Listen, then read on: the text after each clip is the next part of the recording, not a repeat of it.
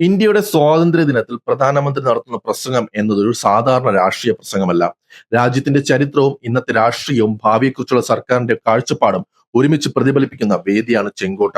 അങ്ങനെയുള്ള ഒരു വേദിയിൽ പ്രധാനമന്ത്രി നരേന്ദ്രമോദി നടത്തിയ ഈ വർഷത്തെ സ്വാതന്ത്ര്യദിന പ്രസംഗത്തെക്കുറിച്ച് ഇപ്പോൾ ഒരു ചോദ്യം ഉയരുകയാണ്. ജയ് ഹിന്ദ് എവിടെ പോയി?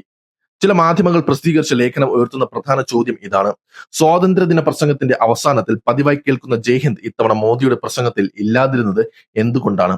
ഇത് കേൾക്കുമ്പോൾ ചിലർ ചോദിച്ചേക്കാം, ഒരു വാക്ക് പറഞ്ഞില്ല എന്നതുകൊണ്ട് ഇത്ര വലിയ പ്രശ്നമാണോ? ഉണ്ട്. കാരണം ചില വാക്കുകൾ വെറും വാക്കുകളല്ല. ജയ് ഹിന്ദ് എന്നത് അത്തരത്തിലുള്ള ഒരു ദേശീയ രാഷ്ട്രീയ പ്രതീകമാണ്. വർഷങ്ങളായി ഇന്ത്യയുടെ സൈനിക ദേശീയ ജീവിതത്തിലും സ്വാതന്ത്ര്യ സമരത്തിന്റെ ഓർമ്മകളിലും പൊതുപ്രസംഗങ്ങളിലും ജയ് ഹിന്ദ് ഒരു പൊതുവായ അഭിവാദ്യമായി ഉപയോഗിക്കപ്പെടുന്നു. പ്രധാനമന്ത്രി മോദിയുടെ തന്നെ മുൻകാല സ്വാതന്ത്ര്യദിന പ്രസംഗങ്ങൾ പരിശോധിച്ചാൽ ജയ് ഹിന്ദ് പലപ്പോഴും പ്രസംഗത്തിന്റെ അവസാനത്തിൽ ആവർത്തിച്ച് പറഞ്ഞിട്ടുണ്ടെന്ന് കാണാം. ഉദാഹരണത്തിന് 2018 പ്രസംഗത്തിൽ മോദി ജനങ്ങളോട് നേരിട്ട് ജയ് ഹിന്ദ് വിളിക്കാൻ ആവശ്യപ്പെട്ടിരുന്നു.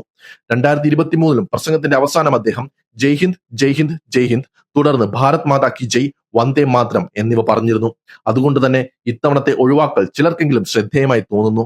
പക്ഷേ ഇവിടെ മറ്റൊരു പ്രധാന കാര്യമുണ്ട്. ജയ് ഹിന്ദ് ഒരു പാർട്ടിയുടെയോ ഒരു ആശയധാരയുടെയോ മാത്രം മുദ്രാവാക്യമല്ല. ജയ് ഹിന്ദ് എന്നത് ഇന്ത്യയെ അഭിസംബോധന ചെയ്യുന്ന ഒരു ദേശീയ മുദ്രാവാക്യമാണ്. അതുകൊണ്ട് തന്നെ പ്രധാനമന്ത്രിയുടെ സ്വാതന്ത്ര്യദിന പ്രസംഗത്തിൽ അത് ഉണ്ടോ ഇല്ലയോ എന്നത് പ്രതീകാത്മകമായി ചർച്ച ചെയ്യപ്പെടുന്നത് സ്വാഭാവികമാണ്. പക്ഷേ ഇതിനെക്കുറിച്ച് സംസാരിക്കുമ്പോൾ നമ്മൾ ഒരു കാര്യം വ്യക്തമായി വേർതിരിക്കണം. ഒരു മുദ്രാവാക്യം ഒഴിവാക്കിയത് കൊണ്ട് മാത്രം പ്രധാനമന്ത്രി രാജ്യവിരുദ്ധമായ എന്തെങ്കിലും ചെയ്തു എന്ന് പറയാനാവില്ല. അതൊരു രാഷ്ട്രീയ വ്യാഖ്യാനമാണ്, തെളിയിക്കപ്പെട്ട വസ്തുതയല്ല. എന്നാൽ ചോദ്യം മറ്റൊന്നാണ്: രാജ്യത്തിന്റെ സ്വാതന്ത്ര്യ ദിനത്തെ നമ്മൾ എങ്ങനെ അവതരിപ്പിക്കുന്നു? ഇന്ത്യയുടെ സ്വാതന്ത്ര്യ സമരം ഒരു വ്യക്തിയുടെ കഥയല്ല, ഒരു പാർട്ടിയുടെ കഥയല്ല, ഒരു സംഘടനയുടെയും കഥയല്ല. ഗാന്ധിയും നെഹ്റുവും സുഭാഷ് ചന്ദ്രബോസും ഭഗത് സിംഗും സർദാർ പട്ടേലും മൗലാന അബ്ദുൽ കലാം ആസാദും തുടങ്ങിയ അനേകം നേതാക്കളും പേരറിയാത്ത ലക്ഷക്കണക്കിന് സാധാരണ മനുഷ്യരും ചേർന്നുണ്ടാക്കിയ ചരിത്രമാണത്. അതുകൊണ്ട് തന്നെ സ്വാതന്ത്ര്യദിന പ്രസംഗങ്ങളിൽ ഉപയോഗിക്കുന്ന ഓരോ പ്രതീകത്തിനും ഓരോ രാഷ്ട്രീയ അർത്ഥമുണ്ട്. ഇന്ത്യയുടെ സ്വാതന്ത്ര്യ സമരത്തിന്റെ പൊതുവായ ദേശീയ പ്രതീകങ്ങൾ ക്രമേണ മാറിക്കൊണ്ടിരിക്കുകയാണോ എന്നാണ് ഇവിടെ ചോദ്യം. ഇത് ജയ് ഹിന്ദ് എന്ന ഒറ്റ വാക്കിന്റെ പ്രശ്നമായി മാത്രം കാണേണ്ടതില്ല. ഇന്ത്യൻ ചരിത്രത്തെ ആരാണ് ഓർമ്മിപ്പിക്കുന്നത്? എന്താണ് ഓർമ്മിപ്പിക്കുന്നത്? ആരെയാണ് മുന്നിൽ കൊണ്ടുവരുന്നത്? ആരെയാണ് പിന്നിലേക്ക് മാറ്റുന്നത്? ഇവയെല്ലാം ഒരു രാജ്യത്തിന്റെ രാഷ്ട്രീയ ഓർമ്മയെ രൂപപ്പെടുത്തുന്ന കാര്യങ്ങളാണ്. ഇതിനൊപ്പം മറ്റൊരു കൗതുകകരമായ വസ്തുതയുമുണ്ട്.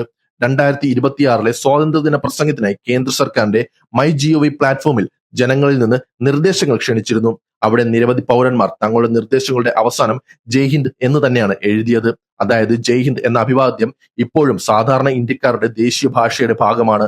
അപ്പോൾ ഒരു പ്രധാനമന്ത്രിയുടെ പ്രസംഗത്തിൽ അതില്ലാതാകുന്നത് എന്തുകൊണ്ടാണ് ഇത്ര ശ്രദ്ധ നേടുന്നത്?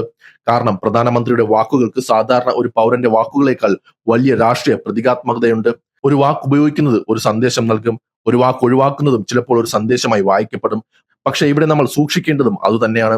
ഒഴിവാക്കലിന് പിന്നിൽ എന്തായിരുന്നു ഉദ്ദേശമെന്ന് തെളിയിക്കുന്ന വ്യക്തമായ തെളിവില്ലെങ്കിൽ അതിനെ ഒരു രാഷ്ട്രീയ വ്യാഖ്യാനമായി മാത്രമേ കാണാനാകൂ.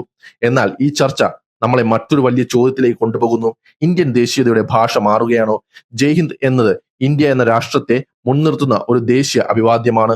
ഭാരത് മാതാ കി ജയ് മറ്റൊരു തരത്തിലുള്ള ദേശീയ പ്രതീകമാണ്. വന്ദേ മാതരം മറ്റൊരു ചരിത്രപരമായ രാഷ്ട്രീയ ദേശീയ പ്രതീകമാണ്. ഇവയെല്ലാം ഇന്ത്യയുടെ രാഷ്ട്രീയ സംസ്കാരത്തിൽ വ്യത്യസ്തമായ ചരിത്രങ്ങളുമായി ബന്ധപ്പെട്ടിരിക്കുന്നു. അതുകൊണ്ട് തന്നെ ഒരു പ്രധാനമന്ത്രിയുടെ സ്വാതന്ത്ര്യദിന പ്രസംഗത്തിൽ ഏത് വാക്കുകൾ ആവർത്തിക്കുന്നു, ഏത് വാക്കുകൾ ഒഴിവാക്കുന്നു എന്നത് രാഷ്ട്രീയ ആശയവിനിമയത്തിന്റെ ഭാഗമാണ്. അതിനാൽ വിഷയം മോദി ജയ് ഹിന്ദ് പറഞ്ഞില്ല എന്നതിൽ അവസാനിക്കുന്നില്ല. ചോദ്യം ഇതാണ്: സ്വാതന്ത്ര്യത്തിന്റെ 79ാം വർഷത്തിൽ നമ്മൾ ഏത് ഇന്ത്യയാണ് ഓർമ്മിക്കുന്നത്? സ്വാതന്ത്ര്യ സമരത്തിലെ വൈവിധ്യമാർന്ന ശബ്ദങ്ങളുള്ള ഇന്ത്യയോ, അല്ലെങ്കിൽ ഒരു പ്രത്യേക രാഷ്ട്രീയ കാഴ്ചപ്പാടിലൂടെ പുനർനിർമ്മിക്കപ്പെടുന്ന ഇന്ത്യയോ?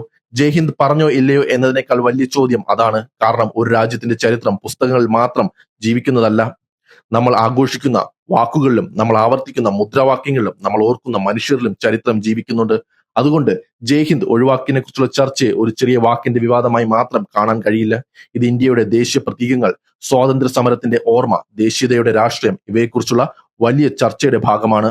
അവസാനം ഒരു കാര്യം മാത്രം: ജയ് ഹിന്ദ് എന്ന വാക്ക് ഒരു പ്രധാനമന്ത്രി പറഞ്ഞാലും ഇല്ലെങ്കിലും ഇന്ത്യക്കാരുടെ ദേശസ്നേഹം അതുകൊണ്ട് ഇല്ലാതാകില്ല. പക്ഷെ ആ വാക്കിന്റെ ചരിത്രവും അർത്ഥവും മറക്കാതിരിക്കുക എന്നത് നമ്മുടെ ഉത്തരവാദിത്തമാണ്. കാരണം സ്വാതന്ത്ര്യം നമുക്ക് സമ്മാനിച്ച തലമുറയോട് നമ്മൾ കടപ്പെട്ടിരിക്കുന്നത് ഒരു മുദ്രാവാക്യം മാത്രം പറഞ്ഞുകൊണ്ടല്ല, അവർ പോരാടിയ ഇന്ത്യയെ ഓർത്ത്, ആ ഇന്ത്യയുടെ വൈവിധ്യവും ജനാധിപത്യവും സംരക്ഷിച്ചുകൊണ്ടാണ്.